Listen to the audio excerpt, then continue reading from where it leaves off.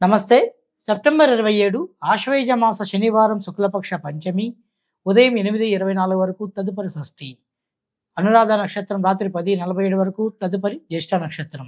దుర్ముహూర్తం ఉదయం 5:52 నుండి 7:28 మధ్య గలదు. హస్తాకాత్య ప్రారంభం రాత్రి 10:20 తర్వాత. శనివారం అనురాధ నక్షత్రం అమృతయోగం శ్రీ సంతోషం, జ్యేష్ఠ ముసల యోగం భోజనహాని కనుక రాత్రి 10:47 ప్రయాణాలు అనుకూలం.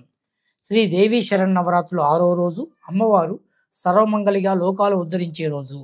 అమ్మవారిని తేనెతో అభిషేకించి మంచినీళ్ళ చేత శుద్ధి చేసి బొట్టు పెట్టి తామర పూల చేత అలంకరణ చేస్తే చర్మ సంబంధించిన వ్యాధులన్నీ తొలగిపోతాయి.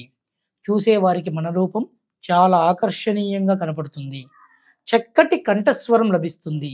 షష్ఠి తిథి నాడు అమ్మవారిని కలువ పూల చేత ఖడ్గమాల స్తోత్రాలతో ఆరాధించిన గృహములో గల చికాకులు, ఇబ్బందులు తొలగి అన్యోన్యత, కుటుంబ వృద్ధి, ఆప్యాయత, అనురాగాలు ఒకరిపైన ఒకరికి పరస్పరం కలుగుతాయి. ఈరోజు గురు దర్శనం వలన సకల శుభాలు కలుగుతాయి. పిల్లలకి పుస్తకాలు, పెన్నులు పంచిపెట్టినట్టయితే సరస్వతి కటాక్షం లభిస్తుంది. జై శ్రీరామ్.